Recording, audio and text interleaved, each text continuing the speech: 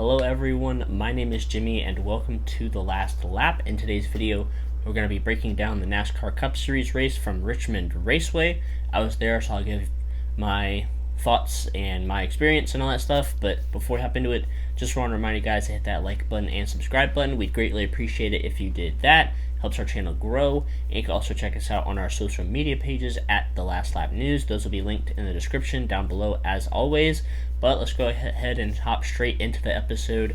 As always, I have my friend and co-host Matthew joining me on the show, rocking some, are those Noah Gragson sunglasses, I think? I think those are Noah Gragson sunglasses. I think you stole them. You might have to give them back. But Matthew, how's it feel to be back on the show and talk about the Richmond race we saw this past weekend? To clarify, these are my race day sunglasses or my party glasses as of right now. I just want to shout, my sister and my nephews. They gave me these for my birthday. My nephews are all crazy about these sunglasses. So, thank you very much. And thought I'd just bring these out for a little bit. But yeah, I cannot wait to hear about your experience from this weekend since you were there. And yeah, I'm ready to talk about it. Yeah, so I mean, overall, I don't know how the race looked on TV. From our brief conversations yesterday, it seemed like to you didn't really like it as much, but for me, I feel like I liked it better. It was definitely better than the spring race, and I liked how there were multiple grooves being used. We kind of had the same strategy as last year. There were a few more cautions for incident this time around compared to the spring, so I definitely do think it was a better race than the spring. I did go to Bob Hocker's tweet up. That was really cool. He shed some more insight on the whole Kyle Busch situation. That was pretty much the main topic. We talked about the race for Sunday. We talked about somebody brought up Kentucky coming back to the schedule, and he said that no, that's probably not going to happen, but there were a lot of different questions. It was pretty cool. Who asked that question? Are we bringing Kentucky back? No, that track needs to stay away from the schedule. No, sorry, go ahead.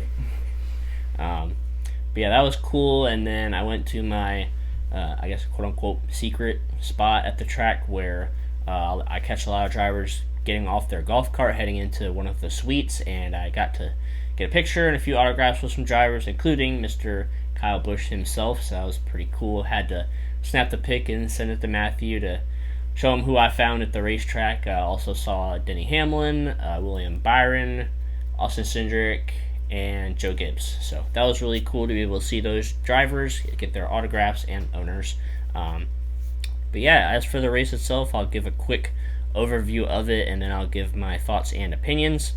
So Ross Chastain ended up winning the first stage, and Brad Keselowski, he finished fourth in the first stage. Sorry about that. He qualified in the top 10, ran up there for pretty much that whole first stage, so good for him to get a good finish in that number one stage. Joey Logano eventually made his way to the front of the field, as well as Eric Almirola. Eric Almirola was in the top 5 by the time stage 2 was over, and he started way back in the field after having an issue in qualifying. He had a really fast car today. Ricky Stenhouse Jr., he was the first driver to really start using the top of the racetrack in the corners, and he was picking up a lot of time. He was making fast laps, making some passes, so slowly but surely a lot of other drivers started making their way up to the top 2, like Christopher Bell, Kyle Busch, Ty Dillon. He was pretty fast up there too, surprisingly. Unfortunately, Ty Gibbs, he did have some mechanical issues. He went to the garage area. That's his first official DNF. I'm not really going to count it as, like a bad performance or anything, because it was a mechanical issue, an engine blew up, so just an unfortunate end to his day. Logano would win stage 2, and the Fords, they made their way up to the top. Like I said, Eric Almirola was coming through the field. Chris Buescher, he was pretty strong. Chase Briscoe, he was up there. Kevin Harvick. A lot of the Fords made their way up to the top 10 during stage 2 and stage 3. And then Mr. Ross Chastain comes back yet again and makes another rival. He got into Kyle Busch on the restart. I actually got a clip of it that I might throw in there.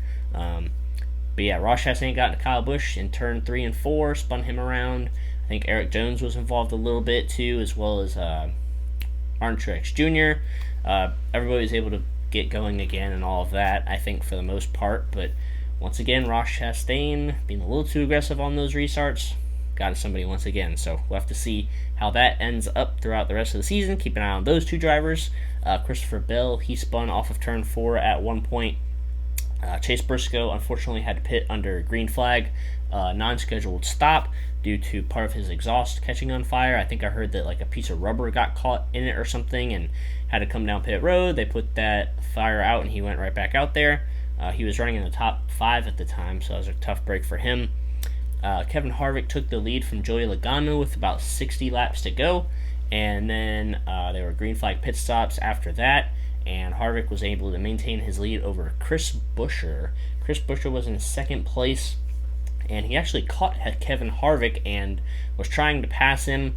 Brad Keselowski was playing very heavy defense, trying to make it hard for Harvick to pass him so Chris Buescher could get by. Both of them eventually got by Keselowski, and Harvick was able to spread the lead a little bit longer. But Chris Buescher would not be the issue that Harvick would have to deal with.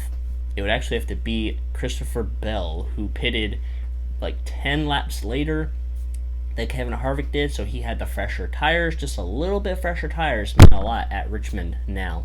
And Christopher Bell made his way all the way back up to second place. Almost caught Kevin Harvick. I think if he had 3 or 5 more laps, I think he would have gotten to Harvick and potentially made the pass for the win. But Kevin Harvick would go on to get the win, his second in a row. First time he did that since 2020, where he won back-to-back at Michigan. And I'll go over the results real quick, and then I'll talk about the story. So Kevin Harvick gets the win. Christopher Bell finishes second. Chris Buescher third. Very great run for him. Like I said, the Fords were up there pretty much all day long. Denny Hamlin finishes fourth. Chase Elliott fifth. Joey Logano sixth.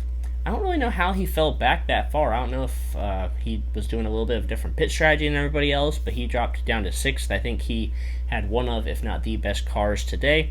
Martin Truex Jr. finished seventh. Great bounce back for him. He was struggling with that car all day apparently, so good to see him get a top 10. Eric Almirola eighth. He also had a pretty fast car today. Great result coming from the back of the field.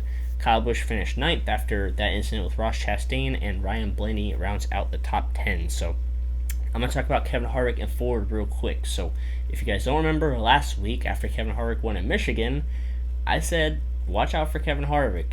You know, that win last week might have been just what they needed to get that momentum train rolling, and look what they just did. They just came to Richmond and won this race too. So back-to-back wins for Kevin Harvick and Ford.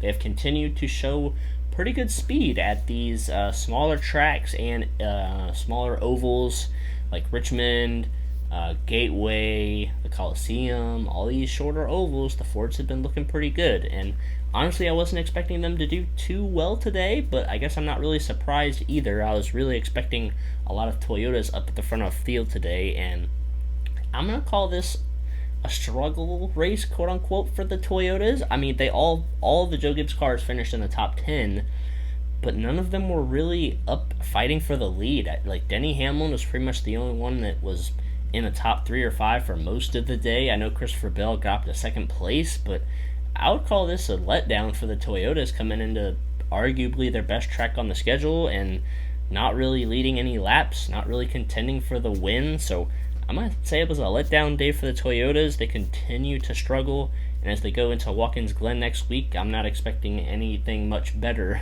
since the Toyotas have struggled on the road courses this season. As for the playoffs, Ryan Blaney was able to gain some points on Martin Truex Jr.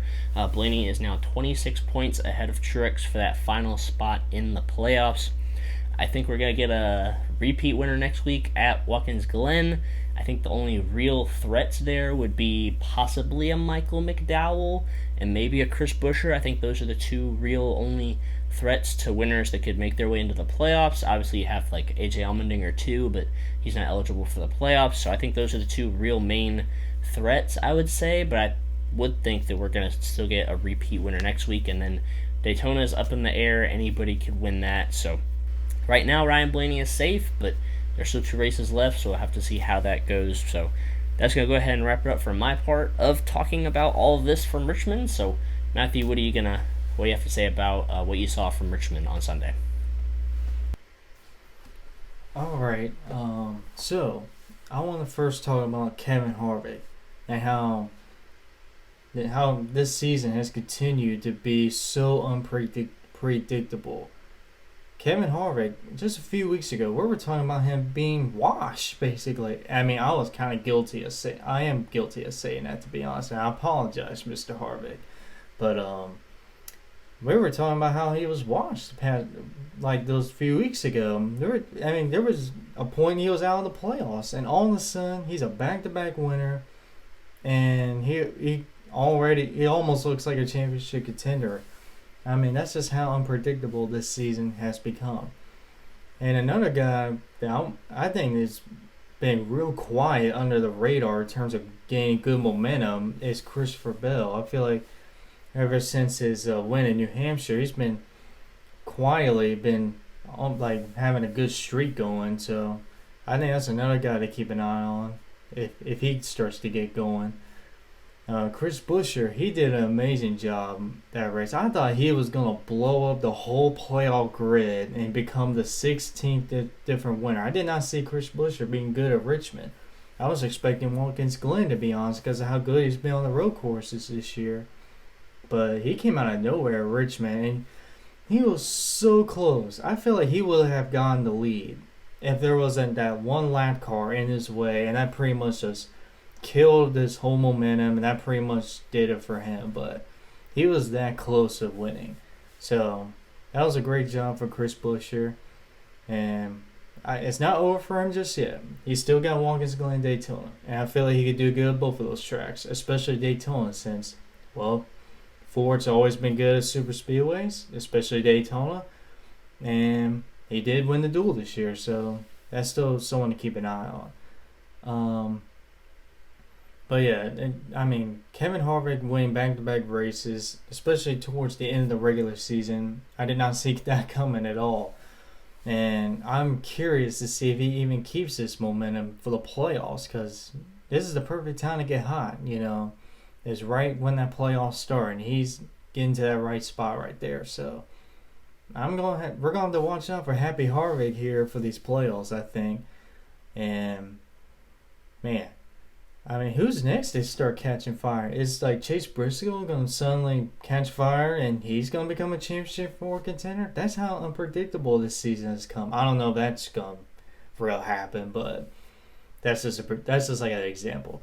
But this is going to be one of the craziest playoff seasons that we have seen in a long time.